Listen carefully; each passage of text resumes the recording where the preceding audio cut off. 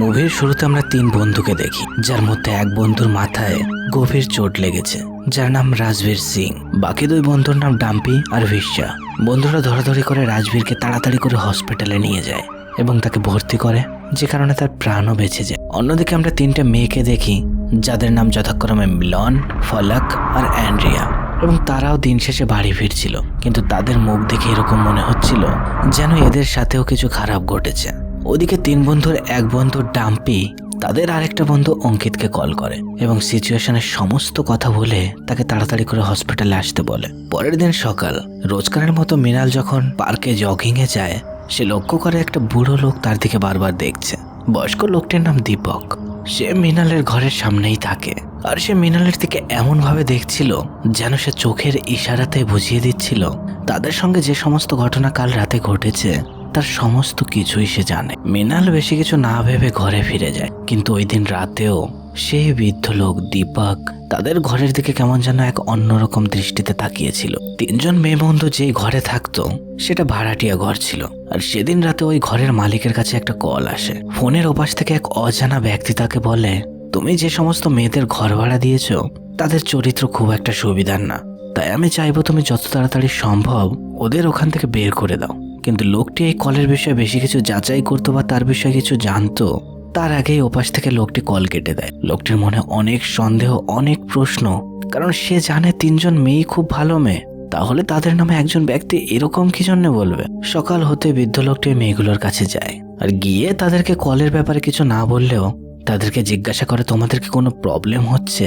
কিন্তু না তো তিনজন মেয়ে সেদিন রাতের ব্যাপারে কিছু তাকে বলে, আর নাই বা আঙ্কেল কাল রাতের ওই কলের ব্যাপারে তাদেরকে বলে। সেখান থেকে বেরিয়ে ওই দিন বয়স্ক লোকটি একটা জায়গায় যাওয়ার সময় কোনো একটা গাড়ি এসে তার স্কুটারকে ধাক্কা মেরে ফেলে দেয়। সেখানে তাড়াতাড়ি একটা ছেলে এসে তাকে সাহায্য করে আর উঠিয়ে বলে, আঙ্কেল আপনার খেয়াল রাখবেন, কারণ জানেনই তো এখন কোনো লোকের ভরসা নেই, যে কেউ যে কাউকে যখন তখন মেরে ফেলতে পারে। আর আমি কাল রাতে যে কথাগুলো বলেছিলাম সেগুলো অবশ্যই মাথায় রাখবেন। আপনার ভালোর জন্যই বলছি, যত তাড়াতাড়ি সম্ভব ওই বাজে মেয়েগুলোকে আপনার ভাড়ার ঘর থেকে বের করে ফেলবেন। আর এখান থেকে আমরা বুঝতে পারি ওই দিন রাতে ছেলেগুলোর মধ্যে একজনের মাথায় যে ব্লিডিং হচ্ছিল তার কারণ ওই মেয়ে তিনজনই। আর ছেলেগুলো এখন বদলা নেওয়ার জন্য তাকে বদনাম করে এই সোসাইটি থেকে বের করতে চায়। কিন্তু এত কিছুর পরেও ঘরের মালিক ভয় পায় না, সে ডিসিশন নেয় মেয়েগুলোকে সে বের করবে না, কারণ সে পার্সোনালি জানে তারা খুবই ভালো। তাই সরাসরি ওদেরকে কল করে যে সমস্ত জিনিস তার সঙ্গে হচ্ছে তার সমস্তটাই তাকে খুলে বলে। এখন বাড়ির আঙ্কেলের মুখে এই সমস্ত কথা শুনে ফলাক প্রচন্ড ভয় পেয়ে যায়, আর সঙ্গে সঙ্গে তার বাকি দুজন বান্ধবীকেও কল করে। কিন্তু তারা কেউই ফোন না ওঠানোর কারণে সে কি করবে বুঝতে না পেরে তারই পরিচিত জাভেদের কাছে যায়। যখন তাকে সমস্তটা বলে, এখান থেকে আমরা জানতে পারি ওই দিন রাতে এরা তিন বান্ধবী ওদের সঙ্গে নাইট ক্লাবে পার্টি করতে গিয়েছিল। কিন্তু তিনজন মেয়ে মানুষ রাতের বেলা পার্টি আরো তিনটে ছেলের সঙ্গে, এ কথা শোনা মাত্রই জাভেদ তাকে সাপোর্ট করা তো দূরের কথা, উল্টে ফালাককেই দোষ দিতে থাকে। এদিকে ওই চার বন্ধুকে আমরা দেখতে পাই গাড়িতে করে কোথাও যাচ্ছিল, আর ওই দিনের সেই বিষয় নিয়ে তারা কথোপকথন এটা করছিল যে কিভাবে ওই মেয়েগুলোর থেকে তাদের বদলা নেওয়া যায়। আর গ্রুপের মধ্যে বিশেষ করে অঙ্কিত, আর সেই বেশি করে চাইছিল মেয়েগুলোকে বিশেষ কোনো শাস্তি দেওয়ার। কিন্তু গ্রুপের মধ্যে ঠান্ডা মস্তিষ্কের লোক একজনই ছিল, যে হলো বিশ্ব। সে সবাইকে এটাই বোঝাচ্ছিল যে যতদূর এগিয়েছে এটা কেন তোমরা বুঝতে পারছো না, এর থেকে বেশি বাড়াবাড়ি না করাই ভালো আমাদের জন্য। বিশ্বের কথা তো কেউ শোনেই না। আর অঙ্কিত কল ধরায় মৃণালের কাছে, আর সরাসরি তাকে ধমকি দিয়ে বলে, তোমরা আমার বন্ধুর চোখের সঙ্গে যেটা করেছো মোটেও ভালো করনি, আর এর ফল তোমরা অবশ্যই পাবে। কিন্তু মৃণাল ভয়ে কাতরে তাদেরকে বলে, দেখো তুমিও জানো সেদিন সিচুয়েশন সেরকম ক্রিয়েট হয়ে গেছিল, আমি সেরকম কিছুই করতে চাইনি। কিন্তু মৃণাল এর থেকে বেশি বলে ক্ষমা চাইতো, তার আগেই ওপাশ থেকে অঙ্কিত ফোন কেটে দেয়। পরের দিন আমরা অ্যান্ড্রিয়াকে দেখতে পাই, যে এই সমস্ত বিষয় ভয়ে কার সঙ্গে এই সমস্ত কিছু শেয়ার করবে বুঝতে না পেরে তার এক বন্ধুর কাছে যায়। আর তখনই তার মোবাইলে এমন একটা মেসেজ আসে যেটা দেখা মাত্রই সে বুঝতে পারে তাকে কেউ ফলো করছে। মানে এখান থেকে আমরা বুঝতে পারি তিনজন বান্ধবী চেষ্টা করছে তাদের মধ্যে চেপে রাখা এই ভয় কারোর সঙ্গে শেয়ার করতে, কিন্তু কোনো কিছুতেই সেরকম কোনো লাভ হচ্ছে না। তাই ফলাক সরাসরি বিশ্বের সঙ্গে দেখা করে, কারণ সে বিশ্বকে কলেজ টাইম থেকেই জানতো। আর সে এটাও জানতো ওই ছেলেগুলোর গ্রুপের মধ্যে কেউ যদি একজন বোঝার মতো থাকে সে হলো বিশ্ব। তাই বিশ্বকে এই বিষয়ে আরো একবার সবকিছু বললে বিশ্ব তাকে বলে, দেখো সবার সঙ্গে দেখা করে কম্প্রোমাইজ করে নেওয়াই ভালো, কারণ আমার বাকি বন্ধুদের পলিটিক্যালি অনেক উপরে হাত আছে, আর আমি ওদের অনেকবার বোঝানোর চেষ্টা করেছি, কিন্তু ওরা আমার কথাও শুনছে না। আর সব থেকে বড় কথা, যখন এইসব বিষয়ে জলগোলা হয় তখন তো তুমি জানো সব সময় মেয়েদেরই বদনাম হয়। তাই আমি চাইবো তুমি তোমার বান্ধবী মৃণালকে রাজবীরের কাছে ক্ষমা চাইতে বলো। বিশ্ব যেটা বলে পলকের সেটা পছন্দ হয়, আর সেই বিষয়ে কথোপকথন করে তার বাকি দুই বান্ধবীর সঙ্গে। কিন্তু মৃণাল নরম সরম সহজ সরল মেয়ে না, সে নিজের লড়াই করতে জানে। তাই তার বান্ধবী পলকের প্রস্তাবে রাজি না হয়ে তার এক বন্ধুকে নিয়ে চলে যায় পুলিশ স্টেশনে কমপ্লেন করতে। কারণ সে জানতো ওই রাতে ভুল ছেলেগুলোরই ছিল। কিন্তু ঘটনা আর ওই ছেলেগুলোর নাম শুনে পুলিশ অফিসার তাদের সাজেস্ট করে, দেখো ম্যাডাম, ওদের বিষয়ে কমপ্লেন না লেখানোই ভালো, কারণ এই কমপ্লেন কোনো কাজের হবে না। যাদের কথা তুমি বলছো ওদের পলিটিক্যালি হাত অনেক দূর, আর আমার উপরেও একটা প্রেশার থাকে, সেটা তো তোমরা ভালোভাবেই বোঝো। এসব বলে অফিসার মৃণালকে এই ভয়ও দেখাতে থাকে, দেখো তুমি ঘর থেকে অনেক দূরে আছো, আর এখানে তুমি একটা চাকরিও করছো, আর তুমি কি এটা চাও প্রতিনিয়ত থানার চক্কর কাটতে? আর তাছাড়া দেখতে গেলে দোষ তো তোমাদেরও আছে। অত রাতে কয়েকজন ছেলের সঙ্গে তোমাদের কি জন্য পার্টিতে যেতে হবে? আরও ওপর থেকে তুমি বলছো তুমি ওকে মেরে ওর মাথা ফাটিয়েছো, তাহলে তো কমপ্লেন ওদের সাথে সাথে তোমার বিষয়ে আমার লিখতে হয়। অফিসারের এই কথা শুনে মৃণাল বুঝতে পারে লোকাল থানা থেকে তো কোনো সাপোর্ট সে পাবে না। তাই যে অফিসে সে কাজ করে সে তার বসের সঙ্গে এই বিষয়ে আলোচনা করে। তার ম্যাডামের অনেক উপরে কন্ট্যাক্ট ছিল, তাই মৃণালকে সরাসরি সে এসপির কাছে নিয়ে যায় আর ওই ছেলেগুলোর ব্যাপারে একটা কমপ্লেন ফাইল করে। কিন্তু ঘরে ফিরে রাতে মৃণালের কাছ থেকে এই সমস্ত কথা যখন ফলক জানতে পারে, সে তার উপর প্রচণ্ড রেগে যায়, কারণ সে নিজেই এই ঘর থেকে অনেক দূরে আছে, আর এই ঘটনার জলঘোলা করে সে আরও আগে বাড়াতে চায় না। কিন্তু মৃণাল তাকে বুঝিয়ে বলে, তুমি হয়তো জানো ওরা অলরেডি আমাদের স্টক করছে, আর একদিন না একদিন প্রতিশোধ অবশ্যই নেবে। আর ওই দিন আমরা ভুল ছিলাম না, তবে কেন কমপ্লেন করব না আমরা? কিন্তু ফলকে তাকে বুঝিয়ে বলে, তুমি এটা কেন বুঝতে পারছো না? ওদের পলিটিক্যালি হাত অনেক উপরে, তুমি যার কাছেই যেভাবে কমপ্লেন করো ওদের কিছুই তারা করতে পারবে না। আর তুমি কি চাও তোমার জব ছেড়ে প্রতিনিয়ত পুলিশ স্টেশনে চক্কর কাটতে হয়? তাই আমাদের জন্য ভালো এটাই হবে রাজবীরের কাছে কল করে আমরা সরি বলে নিই। সকাল হতেই ফলক রাজবীরের কাছে কল করে আর তাকে বলে, দেখো রাজবীর, ওই দিন রাতে যা কিছু হয়েছে সমস্ত কিছুই ভুলবশত হয়েছে। আমি মেনে নিচ্ছি সমস্ত ভুল আমাদের ছিল, আর এর জন্য আমরা সবাই তোমার কাছে সরি বলছি। কিন্তু ওপাশ থেকে রাজবীর সরাসরি বলে, দেখো তোমাদের দুজনকে নিয়ে আমার কোনো প্রবলেম নেই, সরি যদি কাউকে বলতে হয় তো সেটা মৃণাল। কিন্তু তারপরেও ফলক তাকে শান্ত হয়ে বলে, দেখো রাজবীর, বোঝার চেষ্টা করো, আমরা সবাই ওর হয়ে সরি বলছি, আমরা মানছি ভুল আমাদের ছিল, তুমি প্লিজ আমাদের ক্ষমা করে দাও। কিন্তু ওপাশ থেকে রাজবীর বারবার ফোন মৃণালের কাছে দেওয়ার কথা বললে সে একটা সময় রেগে গালিগালাজ করতে থাকে। আর এটা শুনে ফলকও তার মাথা কন্ট্রোল করতে না পেরে রাজবীরকেও এবার এটা বলতে থাকে, দেখো ঠান্ডা মাথায় তোমাদেরকে সরি বলছি, এর মানে এই না যে ওই দিন রাতে ভুল আমাদেরই ছিল, আর এটাও ভেবো না আমরা তোমাদের ভয় পাই। আর এখন তো আমার এটা মনে হচ্ছে, আর মৃণাল সেদিন তোমার একটা চোখ ফুটো না করে যদি দুটোই ফাটিয়ে দিত তবে আরো বেশি ভালো হতো। এই বলে সে ফোন কেটে দেয়। ওই দিন ফলক যখন অফিসে যায় তার বস তাকে ডেকে তার একটা খুব বাজে ফটো দেখায়, যেখানে কিছু বাজে ভাষার সঙ্গে ফটোর নিচে তার নম্বরও দেওয়া ছিল। আর এই ফটো আর নাম্বার অফিসের সমস্ত জায়গায় লাগিয়ে রাখা। আর এই সমস্ত জিনিস ফলককে দেখিয়ে সে বলে, দেখো আমাদের কোম্পানির একটা রেপুটেশন আছে, আর আমরা চাই না আমাদের কোম্পানির এভাবে বদনাম হোক, তাই আমি বলবো তুমি অফিসারে এসো না। ফলক রাগে দুঃখে কি বলবে বুঝতে পারে না, কারণ ওইখানে নম্বর ওরই ছিল। আর এরকম শুধু তার সঙ্গে হচ্ছে না, দিন কাটতে থাকে বাকি তিনজনেরই লাইফ কেমন যেন বিষণ্ণ হয়ে ওঠে ধীরে ধীরে। একদিন ভোরবেলা মৃণাল যখন পার্কে দৌড়ানোর জন্য যায়, হঠাৎ তার পাশে এসে একটা গাড়ি দাঁড়ায়, আর ভেতর থেকে কয়েকটা হাত তাকে টেনে তার ভেতর ওঠানোর চেষ্টা করে। সমস্ত কিছু দূর থেকে পার্কে সেই বৃদ্ধ লোকটি দেখছিল, কিন্তু বয়স্ক মানুষ, সে কি করবে? ঘরে পৌঁছানো মাত্রই সে পুলিশের কাছে কল করে, কিন্তু গাড়ির নম্বর তার মনে ছিল না, তাই পুলিশও তাকে সেরকম কোনো সাহায্য করতে পারে না। আর ওদিকে আমরা দেখতে পাই গাড়ির ছেলেগুলো আর কেউ না, বিশ্ববাদে বাকি তিন বন্ধু, যার মধ্যে অঙ্কিত, যারই এই সমস্ত প্ল্যান, আর সেই এই সমস্ত কিছু করতে চাইছিল। মৃণাল চেঁচাতে থাকে, আর্তনাদ করতে থাকে, কিন্তু তা সত্ত্বেও ছেলেগুলোর মাথা থেকে বদলা নেওয়ার ভূত নামে না। অঙ্কিত আর ডাম্পি তার সঙ্গে বাজে ব্যবহার করে তাকে এটাই শিক্ষা দিতে চাইছিল, পুলিশ কমপ্লেন করেছিস ঠিক আছে, এরপর যদি এর থেকে বেশি বাড়াবাড়ি করিস তবে আমরা এর পরে আর কি করব সেটা হয়তো বলে দেওয়া লাগবে না। মৃণালের শরীরের সঙ্গে খেলা করে তাকে আবারও তার রুমের পাশেই ছেড়ে দেয়। এই সমস্ত কিছুতে মৃণাল এতটা ভেঙে পড়ে ভেতর থেকে, যেটা সে না কাউকে বলতে পারছিল নাই বা নিজে সহ্য করতে পারছিল। এবার আমরা ওপাশে একটা নতুন ক্যারেক্টারকে দেখতে পাই, যেটা হলো রাজবীরের কাকা, যে পলিটিক্যালি একটা উপরি পোস্টে ছিল, যে কারণে তার অনেক গুন্ডা ডাকাত এদের সঙ্গেও কানেকশন ছিল। সকাল হতে ওই মেয়েদের রুমের বাইরে পুলিশ অফিসার আসেন, আর তারা যখন সেখান থেকে মৃণালকে গ্রেপ্তার করে নিয়ে যাচ্ছিল, বাকি মেয়েগুলো পুলিশ অফিসারকে বারবার জিজ্ঞাসা করে। তারা বলে, তোমার বান্ধবীর ওপর খুনের অভিযোগ আছে। কিন্তু মেয়েগুলো বলে, কমপ্লেন তো আমরা করেছিলাম, তবে সে বিষয়ে ইনভেস্টিগেট না করে আমাদের বান্ধবীকে কেন গ্রেপ্তার করা হচ্ছে? পুলিশ তার কোনো কথা শোনে না, মৃণালকে গ্রেপ্তার করে সেখান থেকে নিয়ে চলে যায়। আশেপাশের সমস্ত লোক দূর থেকে দেখে এটাই বিশ্বাস করে, পুলিশ যেহেতু তার বাড়িতে এসছে, তাহলে ভুল হয়তো মেয়েদেরই হবে। এজন্য তারা একে অপরকে মেয়েদের নামে খুব নিন্দামন্দ করতে থাকে। এদের মতো দূর থেকে আরও একজন লোক দেখছিল, সেই বৃদ্ধ লোক দীপক। ফালাক আর অ্যান্ড্রিয়া তার বান্ধবীকে ছাড়ানোর জন্য পুলিশ স্টেশনে যায়, কিন্তু সেখানে সকাল থেকে সন্ধ্যা গড়িয়ে যাওয়ার পর তারা মৃণালের সঙ্গে দেখা করার সুযোগ পায়। ওই দিন রাতে আমরা দেখতে পাই দীপক ওই মেয়েদের ঘরে যায় আর ফালাককে তাদের করা সেই কমপ্লেন পেপার দিতে বলে। আর সমস্ত কিছু দেখে ব্যাপারটা বুঝতে পারে আর ফালাককে বলে, তোমাদের বান্ধবীকে ওরা শুক্রবারে এই জন্যই গ্রেপ্তার করেছে যাতে তোমরা চাইলেও ওই দিন আর তার পরের দিনও তাকে না ছাড়াতে পারো।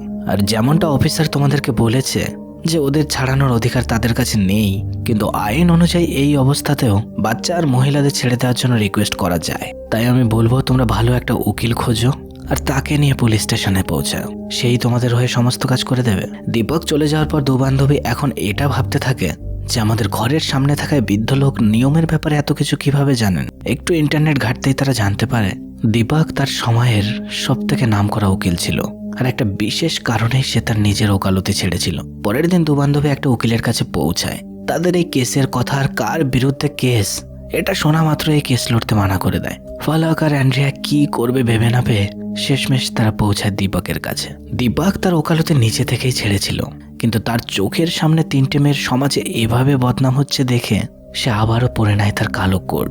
দীপক আইনের ব্যবহার করে মৃণালকে তো জেলের বাইরে নিয়ে আসে, কিন্তু কেস এখনো শেষ হয়নি। দেখতেই দেখতে সেই দিন চলে আসে যেদিন তাদের কেস শুরু। ওদিক থেকে ছেলেদের মধ্যে রাজবীরের কেস লড়ছিল প্রশান্ত নামের এক উকিল, আর মেয়েদের হয়ে কেস লড়ছিল দীপক।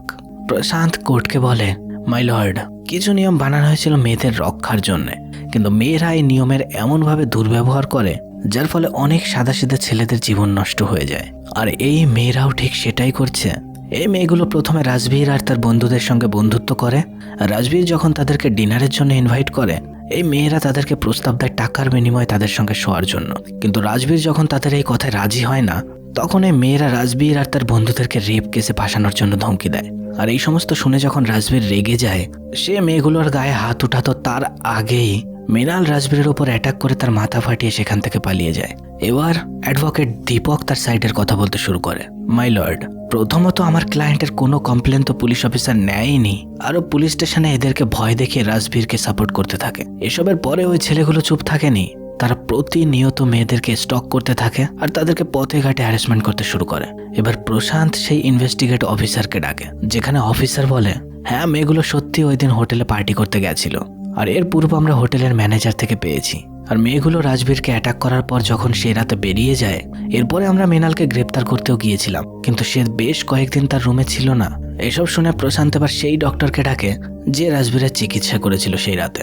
ডক্টর বলে, হ্যাঁ আঘাত সত্যি গুরুতর ছিল, যদি ভুল করে একটা তার সেরা কাটা যেত তাহলে হয়তো ব্লিডিং এর কারণে ওর মৃত্যু পর্যন্ত হতে পারত।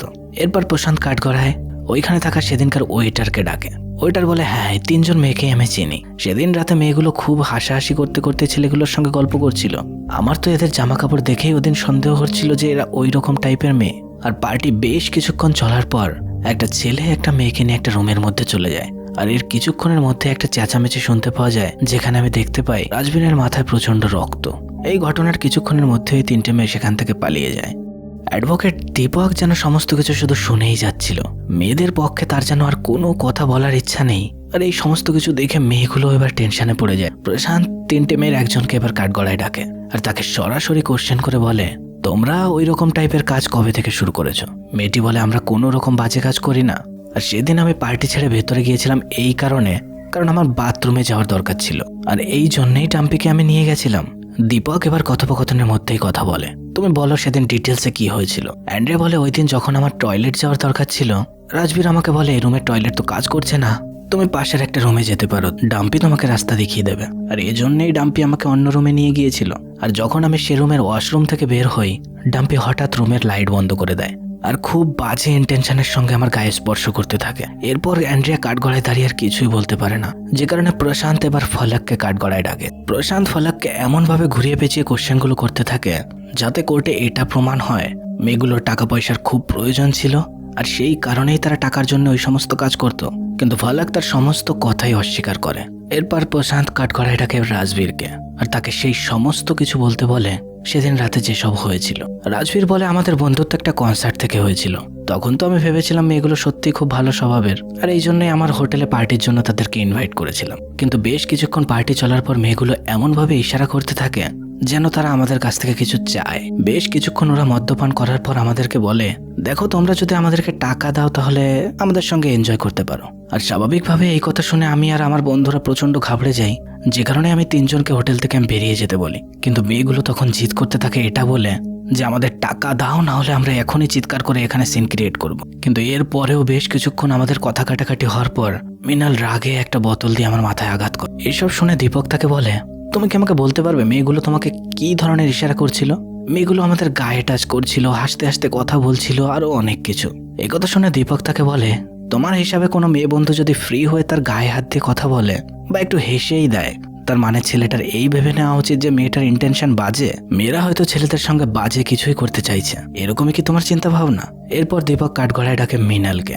মৃণাল তার সাইডের স্টোরি বলে, ওদের মধ্যে থাকা বিশ্বাস আমাদের কলেজ টাইমের বন্ধু, আর আমরা এটাও জানতাম ও সত্যিই ভালো, আর সেই কারণেই বিশ্বাস করে সেখানে গিয়েছিলাম। কিন্তু সেদিন রাতে রাজবীর আর তার বন্ধুরা বারবার রিকোয়েস্ট করায় আমরা ডিনারের জন্য আরো কিছুক্ষণ ওয়েট করি। কিন্তু একটা সময় মদ্যপান করে রাজবীর আমাকে এমনভাবে টাচ করতে শুরু করে যেটা আমার খুব খারাপ লাগে, আর তাকে বারবার মানা করার পরেও সে আমার সঙ্গে প্রচন্ড জোর জবরদস্তি করতে শুরু করে। এই কথা বলতে বলতে মৃণাল কান্না করতে করতে বলতে থাকে, আমি ওই সময় বুঝতে পারিনি আমি কি করব। আমি অনেকবার মানা করেছিলাম ওকে, হাতের সামনে বোতল ছিল, আমি না বুঝেই তাকে হিট করে ফেলেছি, আর এই সমস্ত কিছুর জন্য আমি দুঃখিত। কিন্তু তার এই কথার মধ্যে কথা বলে প্রশান্ত কোর্টকে বলে এই সমস্ত কথাই মিথ্যে, আসলে এই মেয়েরা টাকার জন্যই ওই সমস্ত কিছু করতে চাইছিল। আর যখন রাজবীর সেটাতে রাজি হয়নি তখনই তাদের মধ্যে শুরু হয় হাতাহাতি। আর এই কথাগুলো বারবার প্রশান্ত এমনভাবে বলতে থাকে যে কথাগুলো শুনে মৃণাল প্রচন্ড রেগে বলে, টাকা পয়সার জন্য কোনো কথাই সেখানে হয়নি, যেটা আমি বলছি সেটাই হয়েছে। আর রাজবীর যেটা করেছে ওটার জন্য রাজবীরের একটা কেন দুটো চোখই আমার গেলে দেওয়া উচিত ছিল। এসবের পর বাদল কাঠগড়ায় ডাকে ইনভেস্টিগেট সেই মহিলা অফিসারকে, আর তাকে বলে, তুমি বলেছিলে মৃণাল এই কর্মকাণ্ড করে অনেকদিন ঘরের বাইরে পালিয়ে পালিয়ে বেরিয়েছে। পুলিশ অফিসার বলে, হ্যাঁ, ওকে ধরার জন্য ওর ঘরের বাইরে আমরা লোকও ঠিক করে রেখেছিলাম, আর যেদিন ও ঘরে ফেরে সেই দিনই ওকে আমরা ধরে ফেলি। তখন বাদল বলে, আমি ওর ঘরের সামনেই থাকি, আর ওর ঘরের বাইরে কোনো রকম পুলিশের গার্ড ছিল না, আর তাছাড়া তুমি বললে ওর কমপ্লেন তুমিই লিখিয়েছিলে। কিন্তু আমি যতদূর জানি যেদিন ও কমপ্লেন লেখাতে গিয়েছিল সেদিন তুমি একটা বিয়েতে গিয়েছিলে, তাহলে এটা কিভাবে সম্ভব হলো যে তুমি ওর কমপ্লেন্ট লিখলে? এটা শুনে মহিলা অফিসার বলে, আমি বিয়ে থেকে সেদিন তাড়াতাড়ি চলে এসেছিলাম। মহিলা অফিসারটি যে সত্যি মিথ্যাবাদী সেটা পুরো ভরা কোর্টে প্রমাণ করে দেয়, কারণ যে বিয়েতে সেদিন মহিলা অফিসারটি গিয়েছিল সেটা ওই থানা থেকে অনেকটা দূর, আর রিপোর্ট লেখার যে টাইম আমি দেখেছি সেই সময় বিয়ে থেকে ফেরা তো তোমার পক্ষে অসম্ভব।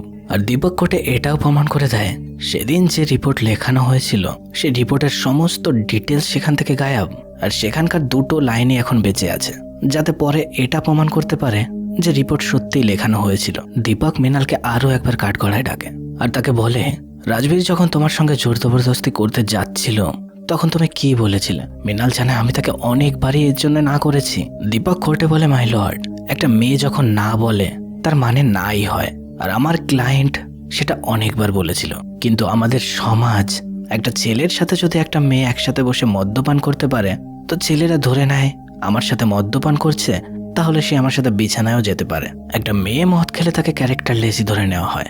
দীপক তার বক্তব্য রাখার পর প্রশান্ত কাঠগড়ায় ফলাককে ডাকে, আর তাকে বারবার প্রেশার দিয়ে সেই একই কথা তার মুখ দিয়ে বের করতে চায় যে তাদের টাকা পয়সার অভাব ছিল, আর সেই কারণেই তারা এই কাজ শুরু করতে চেয়েছিল। কিন্তু কোর্টের সমস্ত লোকের সামনে একটা মেয়ের চরিত্রে বারবার এভাবে দাগ লাগিয়ে কথা বললে ফলাক রেগে তাকে বলে, যদি তুমি মনে করো টাকা আমরা নিয়েছিলাম আর শেষমেশ মৃণালের মন বদলে গিয়েছিল, তাহলে তোমার কোর্টের নিয়ম অনুযায়ী কি বলবে? না বলার পরেও রাজবীর যে তার সঙ্গে ব্যবহারটা করছিল তাতে কি সে ঠিক ছিল? এবার দীপক কাঠগড়ায় রাজবীরকে ডাকে, আর তাকে বলে, তোমার ঘরে তো অবশ্যই মা আর বোন আছে, তারা কি মদ্যপান করেন? এই কথা শুনে রাজবীর প্রচন্ড রেগে যায়, আর বলে কোনো ভালো ঘরের মেয়েরা মদ্যপান করে না। এই কথায় দীপক বলে, তোমার মতে তাহলে যারা মদ্যপান করে তারা খারাপ, তাই তো? আর যারা মদ্যপান করে না তারা নিশ্চয়ই খুব ভালো। এই বলে সে রাজবীরকে তার বোনের একটা মদ্যপান করা ফটো দেখায়। এটা দেখে রাজবীর প্রচন্ড রেগে বলে, এটা আমার বোন হতেই পারে না। মদ্যপান করা, রাতের বেলা ছেলেদের সঙ্গে পার্টি করা, যে কারোর সাথে অন্য হোটেলে চলে যাওয়া, এসব এই সমস্ত মেয়েরা করে, কোনো ভালো পরিবারের মেয়েরা করে না। দীপক বারবার তার বোনের ফটো বারবার দেখানোতে রাজবীর একটা সময় কোর্টের মধ্যেই গালিগালাজ করতে শুরু করে, যে কারণে কোর্টের জজ তাকে বুকে শান্ত করায়। দীপক তখন বলে, কোনো মেয়ে যদি কোনো ছেলের সঙ্গে ডিনারে যায়, এটা তার একটা চয়েস বলতে পারো। তার মানে এই না যে সে সবকিছু করার জন্য রাজি। কিন্তু কিছু কিছু ছেলেরা থাকে যাদের চিন্তা ভাবনা এরকম হয়, ভালো ঘরের মেয়েরা তো মদ্যপান করতে পারেই না, তারা ছেলেদের সঙ্গে মদ্যপান করছে, তার মানে এটাই তারা তাদের সঙ্গে শুতেও পারে। জজ তার ফাইনাল শুনানি শোনানোর আগে প্রশান্ত আরও একবার উঠে বলে, মাই লর্ড, আমি অনেক আগেই প্রমাণ করিয়েছি এই মেয়েরা টাকা পয়সার জন্য যা কিছু করতে পারে। আর সেদিন রাতেও এরা ওটা করারই চেষ্টা করছিল। আর এটাও প্রমাণ হয়েছে ওই ঘটনার পরে মৃণাল বেশ কিছুদিন লুকিয়েছিল, আর 1 সপ্তাহ পরে এরা রিপোর্ট লিখিয়েছে। যদি এদের সাইড থেকে এরা সত্যিই ঠিক হতো, তাহলে এভাবে লুকিয়ে চুরিয়ে এরা বেড়াতো না। আর যেহেতু আমার ক্লায়েন্টের কোনো দোষ ছিল না, তাই সেই আগে কমপ্লেন লিখিয়েছিল।